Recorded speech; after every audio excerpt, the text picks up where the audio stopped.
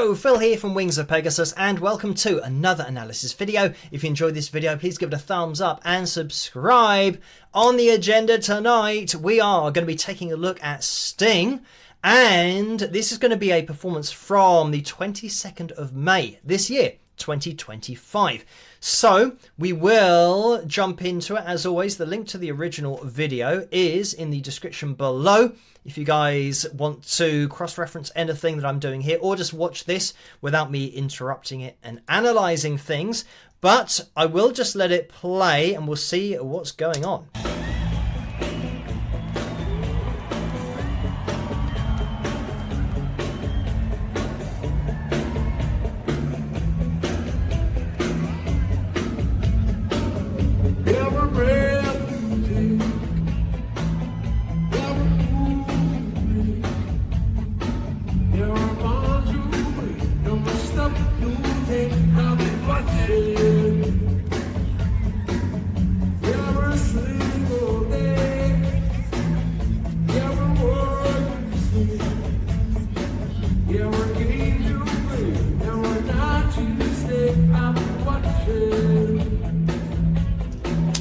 I'm just going to jump in here because, I mean, this is great.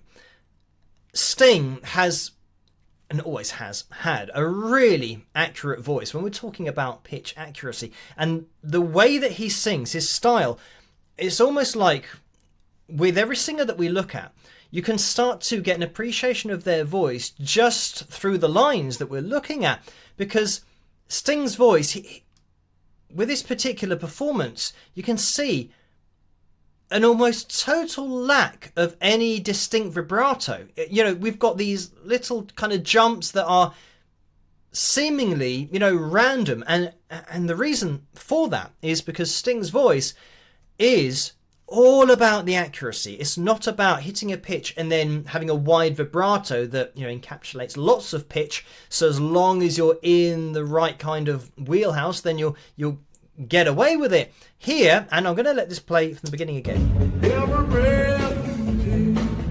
And with singers that have great vocal accuracy, C#4, you can see that we are so on pitch, but importantly, this performance is entirely live. Another thing that I love about this, I'm going to get rid of the pitch monitoring software. It's, if I move this across, it is a genuine three-piece here. So, in a world full of, you know, backing tracks and, you know, time-coded performances and laptops playing back instruments that aren't on stage, all that kind of stuff, triggering sounds, here we've got a genuine three-piece performance that is live. And there's nothing going on that you can't hear. And the reason that I love this is because it is genuinely old school. Like myself, as a musician, as a guitarist, when I first started playing the guitar, I was listening to Jimi Hendrix. And Jimi Hendrix live was a genuine three-piece. And I just love something about that sound and the way that playing the guitar just was so clear. And it was so about filling space as a guitarist, as Jimi Hendrix did, playing rhythm and lead at the same time and doing so much with one instrument to fill in so much space. So here, with the bass, the guitar and drums, it is so refreshing just to hear, you know, this performance, and obviously just performing it as it is live. This is what a three-piece sounds like. So it's great. But then, yeah, when we jump into the vocals,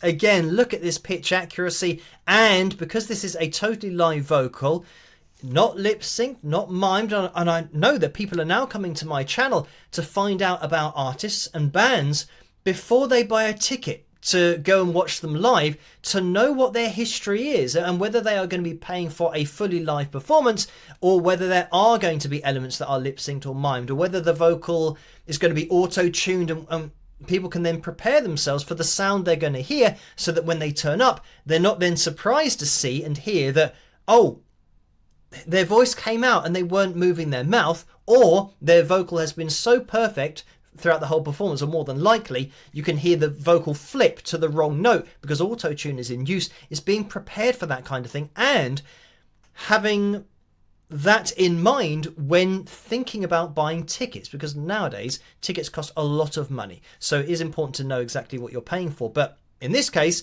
if you go and watch Sting live, you're going to absolutely get a live performance. And I think a lot of the time, Sting does have a larger band, and that is all fully live as well. I've never really seen anything with Sting going on that is suspect in any way, with things not quite being as they seem. I know that I have done a video on Sting and Robert Downey Jr.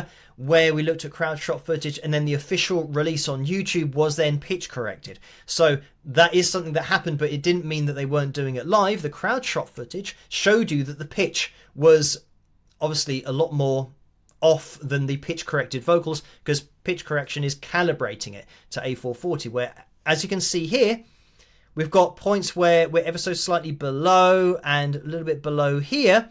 But this is a totally live vocal, and this is really accurate. So for people that are learning to sing and you're not on these lines all the time, you don't want to be on the lines all the time. The best voices of all time have never been on these lines all the time.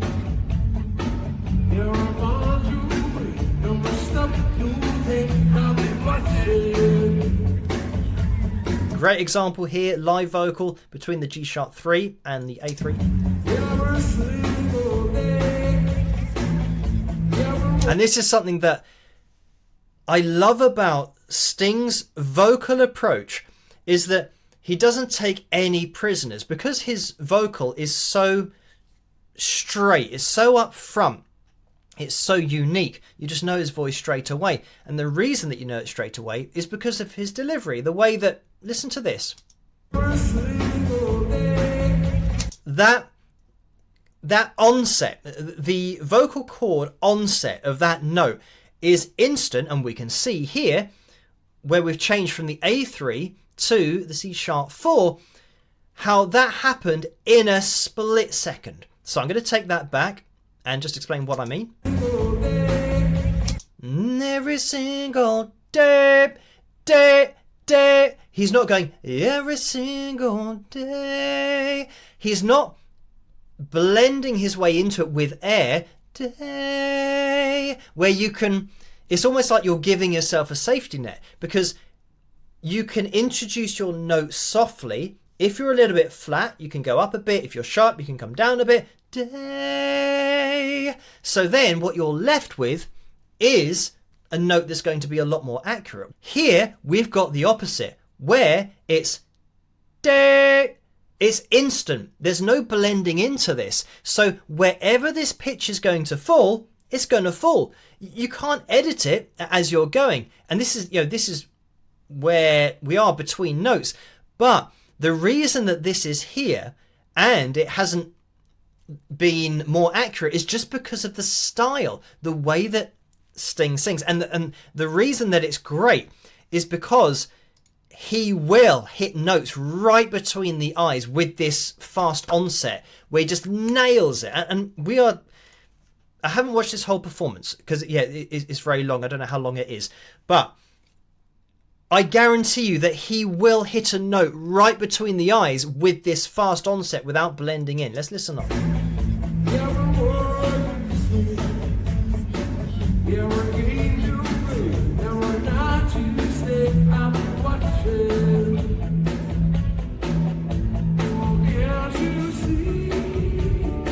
Yeah, good example here. F sharp 4.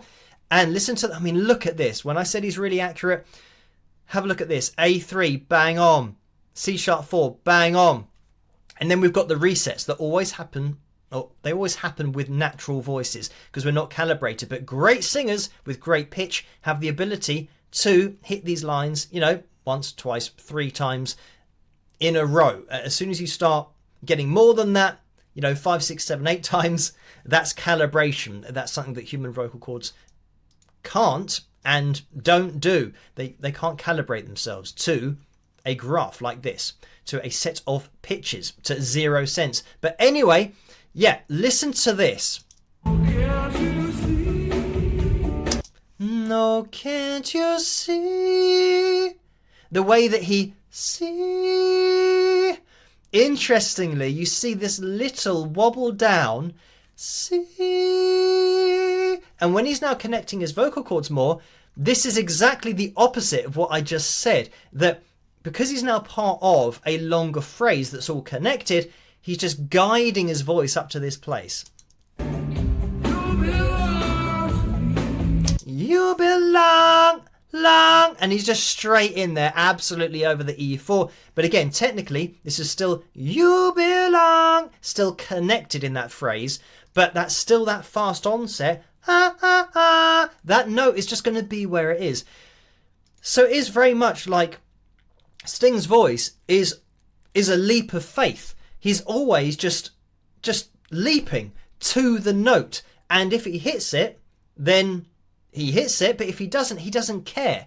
Because if Sting cared, then he would be having this soft onset all the time because he doesn't want to miss a note. But this is what artistry is all about. That you sing how you sing, and you don't care about where it goes or what it does because it's your voice. And I think, yeah, it's a great lesson to learn from great singers, that they're not really thinking about all of this when they're singing. They're just doing it.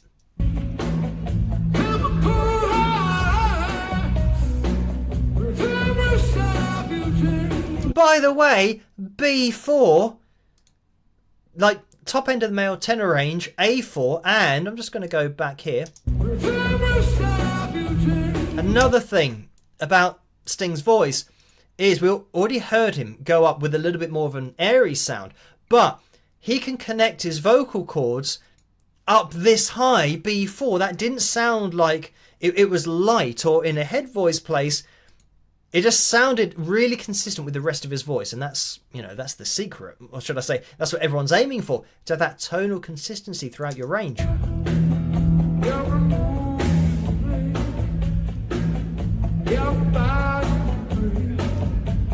Again, quick onset here, perfectly on that C sharp 4.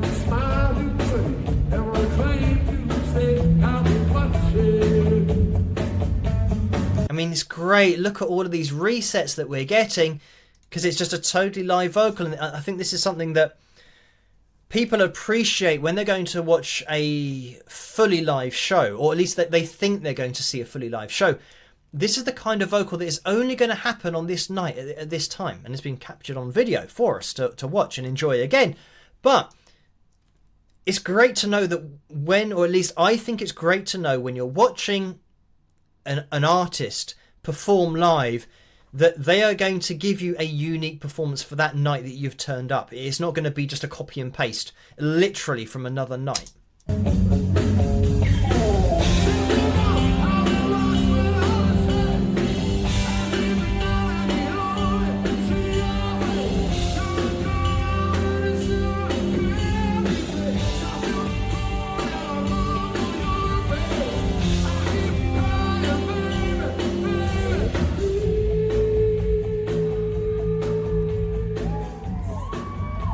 Yeah, no, we have. I mean, that's that. I mean, between the G sharp 4 and the A4, it should have been an A4 there, but Sting went to a bit of a more of a bit more of a head voice sound there. But I want to take that back because, again, this chorus is crazy. I just said a few minutes ago, top end of the male tenor range is an A4. So here, G4. And listening, we'll go back. And I mean, this is great because I've spoken about this on the channel with great artists, great singers, and vocal coaches as well, about changing the phrasing of a vocal. And I really like this. Just that changing the phrasing, the cadence from what it is originally, because it's something that artistically is really cool. It's a different line. It's something that you're going to hear live that you don't hear on the original record, but it serves another purpose of conserving energy and conserving your voice, because this chorus is crazy when we're talking about these notes.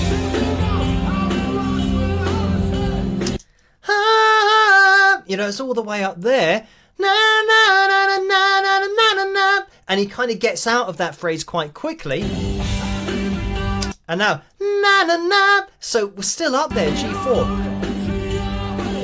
See your face. And he's still in this kind of, he's not holding back. It's not like he's, you know, going, ha, ha, and making it easier for himself, because, you know, he's just going to give you his sound. And I don't think that he would ever change the way that he sings this.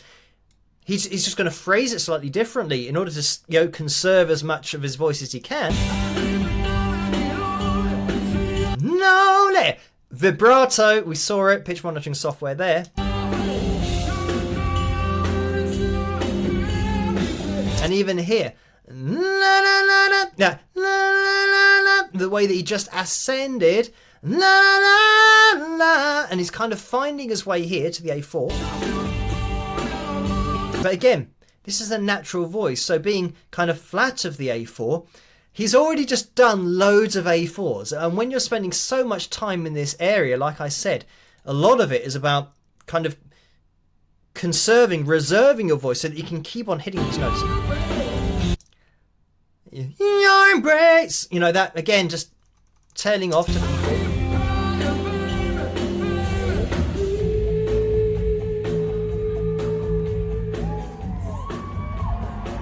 Yeah, this is great. And I think everyone who's learning to sing, they need to watch, and just all artists in bands and singers, they need to watch these kinds of performances, because you're talking about one of the greatest artists of all time, and he's hitting between the lines here. He's, you know, he's really delving into these microtones.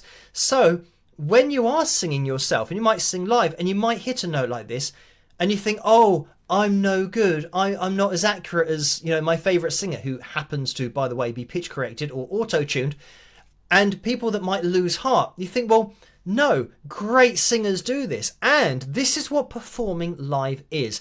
When you're watching an artist who has that artistic integrity of doing everything genuinely live for their audience, you're going to see this, and you're going to hear this regularly. There you go. Whoop, whoop. He's straight in there with the E4, whoa, whoa, oh, and the A3, and it is that kind of whoa, oh, oh. It is kind of making vowel sounds with that fast onset, oh, oh, oh, oh, you know, just O's. Yeah. That again, that's part of his sound. That's what he does, not just on O's, but it's all kind of rolling this all into why his voice is so unique. And the vibrato at the end there. And, whoa, you could say that A3, yeah, was below the line. Actually, probably closer to the G sharp 3, which we can't see at the bottom of the screen. But it didn't matter. You know, listening to it again,